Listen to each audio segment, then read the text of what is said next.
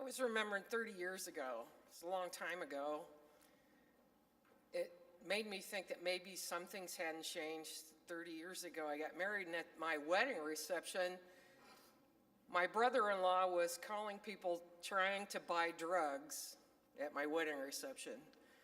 And not long after that, he didn't live in Ohio anymore, but he came back into town and he was telling his siblings that he'd had some sort of epiphany, and he dropped to his knees and he prayed to God to help him not take drugs.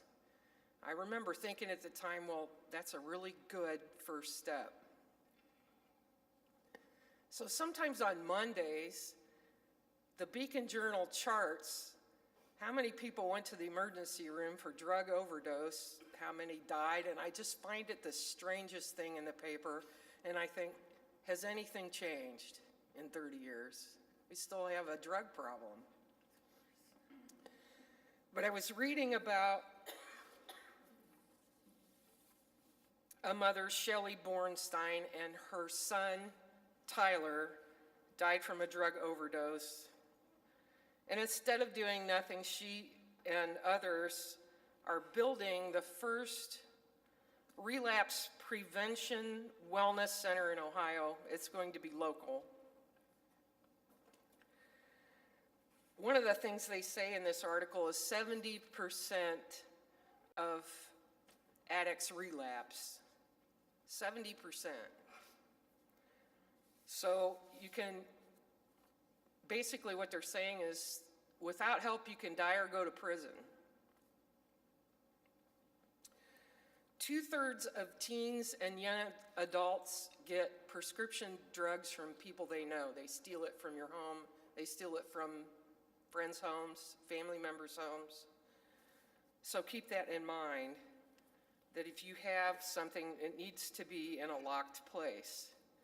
But there is hope. Tyler's Redemption Place will be opening. There's support groups, one called The Well. It's for families who lost a loved one to overdose, addiction, or suicide. Loving with Grace, a group who have loved ones struggling with addiction. Anchored in Hope. It's people just like us who are providing hope for anyone who suffers. There's also an education phase.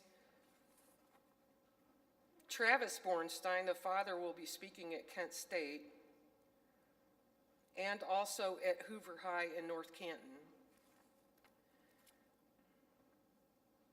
I know that there's someone in your life that's been touched by alcohol and drug addiction, whether they're part of your family or your neighbor. You know, it used to be when I heard a siren in my neighborhood, I was worried someone fell or they had a heart attack. And now that's not my first thought when I hear the paramedics coming in the neighborhood.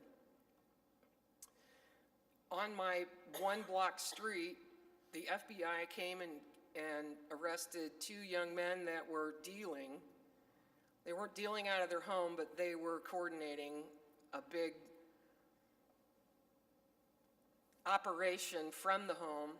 And just around the corner, Gary and I know of 3 persons that died from drug overdoses, and they were all from the same family. So what I'm asking you to do